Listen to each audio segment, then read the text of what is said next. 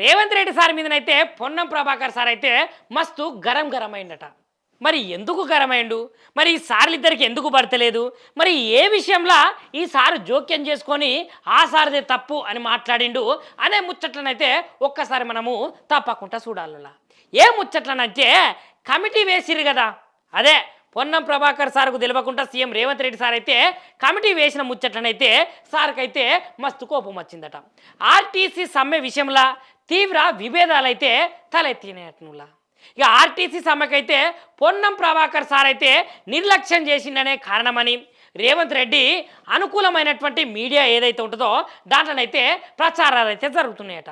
ఇక ఆయననే చొరవ తీసుకొని ఆర్టీసీ సమస్యలను అయితే పరిష్కరించినట్లయితే ఆ మీడియాలో రేవంత్ రెడ్డి బిల్డప్ అయితే ఇస్తున్నాడని మనకైతే తెలుస్తున్నది. ఇక 3 నెలల సంది అయితే ఆర్టీసీ సమ్మె విషయాన్ని రేవంత్ రెడ్డి అస్సలకే పట్టించుకోలేదని పొన్నం ప్రభాకర్ సార్ అయితే ఆవేదన చెందుతున్నాడట. మరి చూసిర్రా, మరి నిజానికి ఆవేదన చెందుతున్నాయి కదా ఈసారి అయితే ఇట్లా మాట్లాడేది. ఇక సమ్మె అనుడితోటే ఆయనకైతే తెలియకుండానే 4 ఐఏఎస్లతోటైతే కమిటీ వేయడంపై ఆయననైతే అసంతృప్తి చెందిండట. ఇక ఆయన శాఖల రేవంత్ రెడ్డి సారు ఏలువెట్టుడైంది అని క్యాబినెట్ భేటీలను అయితే పొన్నం ప్రభాకర్ అయితే నిలదీసుకుంటూ మాట్లాడిండట.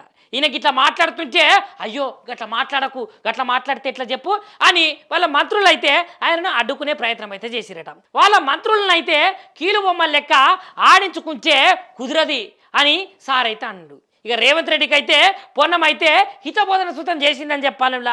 ఇక రేవంత్ రెడ్డి తీరు వల్లనే ప్రభుత్వం మీదనైతే వ్యతిరేకత వస్తున్నది అనే ముచ్చట్నైతే వ్యక్తం చేసిండులా పొన్నం ప్రభాకర్ సారు.